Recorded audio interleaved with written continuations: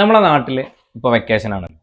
ഈ വെക്കേഷൻ സമയത്ത് നമ്മൾ ഏറ്റവും കൂടുതൽ മിസ് ചെയ്തത് എന്താണെന്ന് നിങ്ങൾക്ക് പറയാൻ പറ്റും? നിങ്ങൾ ആലോചിച്ച് നോക്കുക.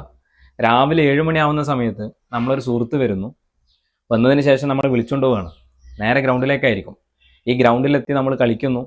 കളിച്ചതിന് ശേഷം പരസ്പരമുള്ള ഊക്കൽ, അങ്ങോട്ടും ഇങ്ങോട്ടും സൊറ പറച്ചിൽ, ഇതെല്ലാം കഴിഞ്ഞ് നേരെ വീട്ടിലേക്ക് പോകുമെന്ന് നമ്മൾ പ്രതീക്ഷിക്കും. പക്ഷേ പോകുന്ന വഴിക്കാവും ഒരു മാങ്ങമരം കാണുന്നത്. ആ മാങ്ങക്ക് കല്ലെറിയുന്നു. മാങ്ങ കല്ലെറിയുക മാത്രമല്ല, നേരെ അവിടെ നിന്ന് പുഴയരികിൽ പോയി കുളിക്കുന്നു. ഇങ്ങനെ കുറേ കാര്യങ്ങൾ ചെയ്ത് ഏറ്റവും അവസാനം വീട്ടിലേക്ക് എത്തുന്ന സമയം എന്ന് പറയുന്നത് 5 മണിയൊക്കെ ആയിരിക്കും. അതിനിടയ്ക്ക് വീട്ടിലെ രക്ഷിതാക്കൾ അടുത്തുള്ള വീട്ടുകാരോട് ചോദിക്കുന്നു, നിങ്ങളെ മകൻ എത്തിയോ, പിന്നെ അവനെത്തിയോ എന്നൊക്കെ ചോദിക്കും. ഇങ്ങനെയുള്ളത് കൃത്യമായിട്ട് നമ്മൾ മിസ് ചെയ്തിട്ടുണ്ടാവും. പക്ഷേ ഇതേ ലെവലിൽ നമ്മൾ 20s കുട്ടികൾക്ക് ഇത്ര കിട്ടിയിട്ടുണ്ടോ എന്നുള്ളത് നമ്മളൊന്ന് ആലോചിക്കേണ്ടതുണ്ട്. പലപ്പോഴും അവർ ഇന്നത്തെ കാലത്ത് റീൽസും അതേപോലെ തന്നെ മൊബൈലിലും ഇങ്ങനെ കൂടുതൽ ഒറ്റപ്പെട്ടിരിക്കുന്നവരായി മാറിയിട്ടുണ്ടോ എന്നുള്ളതാണ്. ഇത്തരം ആളുകളായിരിക്കും പല രീതിയിലുള്ള ചിന്തയിലേക്ക് കടന്നു പോവുക.